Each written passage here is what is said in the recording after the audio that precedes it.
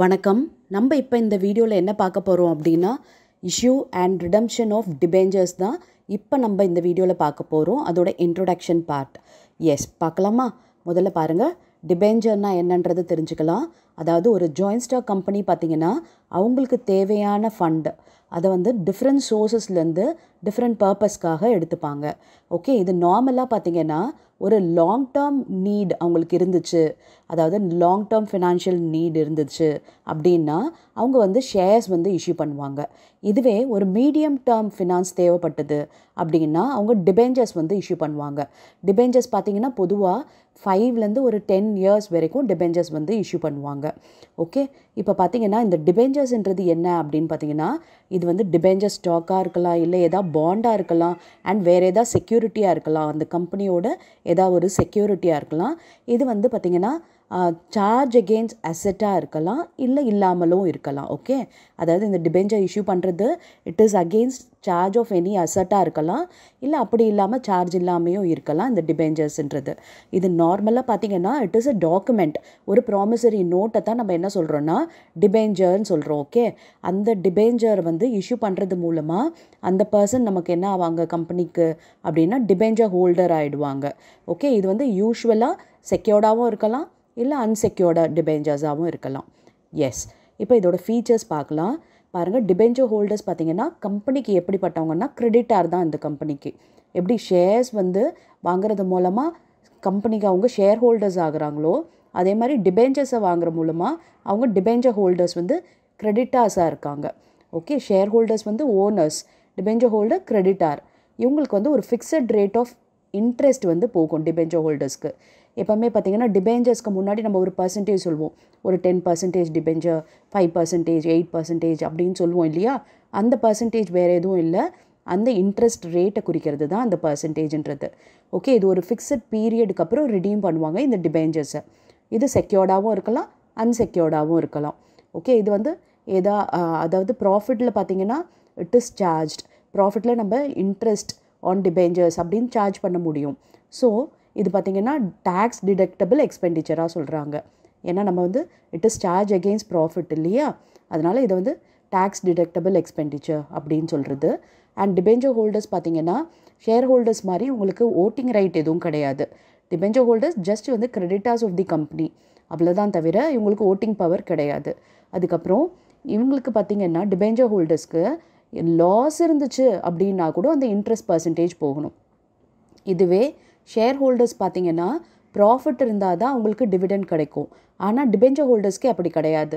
லாஸில் இருக்குது பிஸ்னஸ் அப்படின்னாலும் அவங்களுக்கு அந்த ஃபிக்ஸட் ரேட் ஆஃப் இன்ட்ரெஸ்ட் வந்து கொடுக்கணும். எஸ், இப்போ வந்து நம்ம நெக்ஸ்ட்டு ரிடம்ஷன் ஆஃப் டிபெஞ்சர்ஸ்னால் என்னென்னு பார்க்கலாம். ரிடம்ஷன்ன்றது என்ன அப்படின்னா ரீபேமெண்ட், அவ்வளோதான். அந்த டிபெஞ்சர் ஹோல்டர்ஸ்க்கு முதல்ல நம்ம டிபெஞ்சர் இஷ்யூ பண்ணி அவங்கக்கிட்டேருந்து கேஷ் வாங்குகிறோம் இல்லையா? இப்போ அவங்களுக்கு என்ன பண்ண போகிறோம், அந்த கேஷை கொடுத்து அதை வந்து ரிடீம் பண்ண போகிறோம். ஓகே, அந்த டிபெஞ்சர்ஸை வந்து திருப்பி வாங்க போகிறோம். அதுக்கு பேர் தான் ரிடம்ஷன்ன்றது. ஓகே, அந்த டிபெஞ்சர் ஹோல்டர்கிட்ட செட்டில்மெண்ட் பண்ண போகிறோம், ரீபே பண்ண போகிறோம். அவங்கக்கிட்டேருந்து வாங்கின கேஷை இப்போ நம்ம ரீபே பண்ண போகிறோம். ஓகே, இது லாங் டேர்ம் பர்பஸ்க்காக இந்த மாதிரி டிபெஞ்சர்ஸை வந்து இஷ்யூ பண்ணுவாங்க. அதுக்கப்புறம் அதை ரிடீம் பண்ணுவாங்க. தேவையான ஃபண்ட் ரேஸ் பண்ணிவிட்டு அதுக்கப்புறம் அதை ரிடம்ஷனும் பண்ணிவிடுவாங்க. ஓகே, அதாவது paying back the principal amount, அவங்கக்கிட்டேருந்து வாங்கினதை நம்ம ரீபே பண்ணுறோம் அந்த டிபெஞ்சர் ஹோல்டருக்கு. That is redemption. ஓகே, இது பார்த்திங்கன்னா கண்டிஷன்ஸ் அண்ட் டேர்ம்ஸ் இந்த ரிடம்ஷன் ஆஃப் டிபெஞ்சர்ஸ்க்கு பார்த்திங்கன்னா இஷ்யூ பண்ணும்போதே அந்த டாக்குமெண்ட்லேயே நம்ம கிளியராக கொடுத்துடணும்.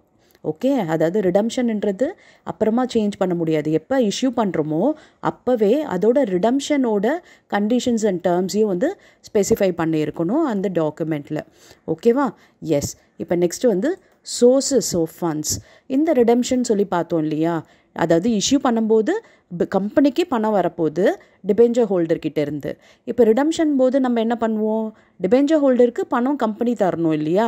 அப்போ எந்தெந்த சோர்ஸ்லேருந்து அவங்க எடுத்து தருவாங்க அப்படின்னு பார்த்திங்கன்னா redemption out of profit or surplus, ப்ராஃபிட்லேருந்து அவங்க வந்து கொடுப்பாங்க. அதாவது ப்ராஃபிட்ன்றது என்னென்னா கம்பெனி வச்சுருக்க டிவிசிபிள் ப்ராஃபிட் இருக்கும் இல்லையா? அதில் வந்து ஒரு பார்ட் வந்து இந்த ரிடம்ஷன் பர்பஸ்க்காகவே அவங்க செட் அசைட் பண்ணி வச்சுருப்பாங்க. அந்த டிவிசிபிள் ப்ராஃபிட்லேருந்து இந்த ரிடம்ஷன் ரிசர்வ் அப்படின்னு க்ரியேட் பண்ணி அதாவது டிபெஞ்சர் ரிடம்ஷன் ரிசர்வ் அப்படின்றத க்ரியேட் பண்ணி அது மூலமாக இந்த ப்ராஃபிட்லேருந்து ரிடம் பண்ணுவாங்க. அதுக்கப்புறம் பார்த்திங்கன்னா அவுட் ஆஃப் கேபிட்டல்ன்றது பார்த்திங்கன்னா நிறைய டைம்ஸ் வந்து இதை யூஸ் பண்ணுறது கிடையாது. அதாவது அசெட் எதாவது சேல் பண்ணாங்க அப்படின்னா அந்த பணத்து மூலமாக இந்த ரிடம்ஷன் பண்ணுறது, அதுதான் வந்து ரிடம்ஷன் அவுட் ஆஃப் கேபிட்டல். இது பொதுவாக வந்து ஃபாலோ பண்ணுறது கிடையாது. அண்ட் நெக்ஸ்ட்டு பார்த்திங்கன்னா ரிடம்ஷன் அவுட் ஆஃப் ப்ரொவிஷன்றது இங்கே என்ன அப்படின்னு பார்த்திங்கன்னா ஒரு டிபெஞ்சர்ஸை ரிடீம் பண்ணுறதுக்கு ஒரு ஹியூஜ் அமௌண்ட் தேவைப்படும். ஓகே, ஒரு பர்டிகுலர் பீரியடில் பார்த்திங்கன்னா நிறைய பணம் தேவைப்படும் இவங்களுக்கு ரீபே பண்ணுறதுக்காக. அதை வந்து ஒரு ஷார்ட் பீரியடில் அரேஞ்ச் பண்ண முடியாது அப்படின்றதுனாலேயே என்ன பண்ணுவாங்க அப்படின்னா டிபெஞ்சர்ஸை வந்து இஷ்யூ பண்ணும்போதே ஒரு சிங்கிங் ஃபண்ட் அப்படின்னு சொல்லிட்டு ஒரு ஃபண்டை க்ரியேட் பண்ணிடுவாங்க.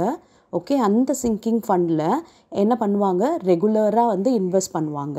ஓகே, இன்வெஸ்ட் பண்ணிவிட்டு அதில் வர ரிட்டர்ன், இந்த இன்வெஸ்ட்மெண்ட் பார்த்திங்கன்னா அவுட் சைடில் செக்யூரிட்டிஸில் இன்வெஸ்ட் பண்ணுவாங்க. ஓகே, அப்போ அதில் வர ரிட்டர்னையுமே திரும்பி ரீஇன்வெஸ்ட் பண்ணிவிடுவாங்க. ஓகே, இதை மாதிரி அந்த இன்வெஸ்ட்மெண்ட் வந்து நடந்துக்கிட்டே இருக்கும். அப்போ அது வந்து என்ன ஆகும் அப்படின்னா மெச்சூர் ஆன பிறகு இந்த ரிடம்ஷனுக்காக அதை யூஸ் பண்ணிப்பாங்க. ஓகேவா, இது ஒன்று. அண்ட் ப்ரொவிஷனில் இன்னொன்று என்ன அப்படின்னு பார்த்தீங்கன்னா உங்களுக்கு வந்து இன்சூரன்ஸ் பாலிசி மெத்தட் மூலமாகவும் இது மாதிரி வந்து டிபெஞ்சர்ஸை ரிடீம் பண்ணுவாங்க. ஓகே, இந்த ப்ரொவிஷன்ஸில் பார்த்தீங்கன்னா சிங்கிங் ஃபண்ட் மெத்தட் மூலமாகவும் இன்சூரன்ஸ் பாலிசி மெத்தட் மூலமாகவும், அதாவது டிபெஞ்சர்ஸ் இஷ்யூ பண்ண உடனே இந்த இன்சூரன்ஸ் பாலிசி எடுக்கிறதா இருக்கட்டும், இல்லை சிங்கிங் ஃபண்டு வந்து க்ரியேட் பண்ணிவிட்டு அதில் வந்து இன்வெஸ்ட் பண்ணிவிட்டு அது மெச்சூர் ஆனவுடனே எடுத்து இந்த ரிடம்ஷன் பண்ணிவிடுவாங்க. ஓகே, இப்போ மெத்தட்ஸ் ஆஃப் ரிடம்ஷன். ஓகே, என்னென்ன மெத்தட்ஸ் இருக்குது ரிடம்ஷனில் அப்படின்னா ரிடம்ஷன் வந்து lump sum at maturity. Okay, lump sum amount, அதாவது ஒரே டைமில் பார்த்திங்கன்னா ஒரு stipulated period, end of that period இந்த டிபெஞ்சர்ஸ் எல்லாத்தையும் ரிடீம் பண்ணுவாங்க. இந்த ரிடம்ஷன் பார்த்திங்கன்னா மேபி அட் பார் இல்லை ப்ரீமியம் அண்ட் அட் டிஸ்கவுண்ட். ஆனால் மோஸ்ட் ப்ராபப்ளி பார்த்திங்கன்னா டிஸ்கவுண்ட்டில் இருக்கிறதுக்கு பாசிபிலிட்டிஸ் ரொம்பவே கம்மி. பார்லேயும் ப்ரீமியம்லேயும் தான் இந்த ரிடம்ஷன் இருக்கும். ஓகேவா, இப்போ இது வந்து லம்சமாக பண்ணிடுறாங்க. இதுக்கு முக்கியமாக யூஸ் பண்ணுறது என்ன சோர்ஸ் அப்படின்னா நம்மளோட அந்த ப்ரொவிஷன்ஸ் பார்த்தோம் இல்லையா, சிங்கிங் ஃபண்டும் இன்சூரன்ஸ் பாலிசி மெத்தட்லேயும் தான் இந்த மெச்சூரிட்டி போது நம்ம வந்து லம்சம் மெச்சூரிட்டி மெத்தடுக்கு நம்ம யூஸ் பண்ணுறது. ஓகே, நெக்ஸ்ட்டு பார்த்திங்கன்னா redemption of debentures by draw of lot. இது என்ன பண்ணுறாங்க அப்படின்னு பார்த்தீங்கன்னா ஓகே, ஒரு எவ்ரி இயர் பார்த்திங்கன்னா இதில் வந்து டிபெஞ்சர்ஸை ரிடீம் பண்ணுவாங்க. Okay, lot selected by draw of lot select பண்ணிவிட்டு எவ்ரி இயர் வந்து ரிடீம் பண்ணுறாங்க ஒரு பர்சன்டேஜ் ஆஃப் டிபெஞ்சர்ஸை. ஓகே, அப்படி ரிடீம் பண்ணிக்கிட்டே இருக்காங்க இல்லையா, வருஷம் ரிடீம் பண்ணிவிட்டு அண்ட் ஃபைனலில் எதா அமௌண்ட் லெஃப்ட் ஓவர் அப்படி இருந்துச்சுன்னா அந்த பேலன்ஸில் இருக்க அமௌண்ட்டு, அதாவது டிபெஞ்சர் ரிடம்ஷன் ரிசர்வில் இருக்க பேலன்ஸ் அமௌண்ட்டை பார்த்திங்கன்னா ஜென்ரல் ரிசர்வ்க்கு ட்ரான்ஸ்ஃபர் பண்ணிவிடுவாங்க ட்ரா ஆஃப் லாட்டில். அதுக்கப்புறம் redemption of debentures by purchasing them in the open market. அதாவது ஓப்பன் மார்க்கெட்டில் இந்த டிபெஞ்சர்ஸை வந்து பர்ச்சேஸ் பண்ணிக்கிறாங்க. அதாவது ரிடீம் பண்ணி கேன்சல் பண்ணாமல் ஓப்பன் மார்க்கெட்டில் டிபெஞ்சர்ஸை அவங்களே கம்பெனியே வந்து பர்ச்சேஸ் பண்ணுறாங்க. இப்படி பர்ச்சேஸ் பண்ணுற டிபெஞ்சர்ஸை என்ன சொல்லுவாங்க அப்படின்னா ஓன் டிபெஞ்சர்ஸ்ன்னு சொல்லுவாங்க. ஓகே, அப்படி அந்த பர்ச்சேஸ் பண்ண டிபெஞ்சரை அவங்க வந்து என்ன பண்ணிடலாம், நெக்ஸ்ட்டு வந்து ரிடீம் பண்ணிவிடுவாங்க. ஓகே, முதல்ல டைரெக்டாக கேன்சல் பண்ணாமல் டிபெஞ்சர்ஸை மார்க்கெட்லேருந்து பர்ச்சேஸ் பண்ணிவிட்டு அதுக்கப்புறம் அவங்க வந்து கேன்சல் பண்ணுறாங்க. இதைத்தான் நம்ம என்ன சொல்கிறோன்னா debentures by purchasing them in the open market. Okay, next பார்த்திங்கன்னா redemption of debentures by conversion. இதில் பார்த்திங்கன்னா ரிடம்ஷன் பண்ணாமல் கன்வெர்ட் பண்ணிடுறாங்க. அதாவது டிபெஞ்சர்ஸை, ஓல்டு டிபெஞ்சர்ஸ் இருக்கு இல்லையா, அதை வந்து ஈக்விட்டி ஷேர்ஸாக கன்வெர்ட் பண்ணிக்கிறது. ஓகே, அதை வந்து பாராவோ இருக்கலாம் இல்லை ப்ரீமியமாகவோ கன்வெர்ட் பண்ணிடுவாங்க. அதாவது ரிடம்ஷன் டைரெக்டாக பண்ணாமல் ஈக்விட்டி ஷேர்ஸாக இவங்க என்ன கன்வெர்ட் பண்ணி விட்டுறாங்க அந்த டிபெஞ்சர்ஸை. இது மூலமாகவும் அந்த ரிடம்ஷன் வந்து பண்ணுறாங்க. இதுதான் 4 மெத்தட் ரிடம்ஷனுக்கு. ஓகே, இப்போ நெக்ஸ்ட் வீடியோவில் நம்ம இதுக்கான ஜேர்னல் என்ட்ரிஸ் எல்லாம் பார்க்கலாம். அப்போ உங்களுக்கு கான்செப்ட் கொஞ்சம் ஈஸியாக புரியும். Yes, thank you for your patient listening.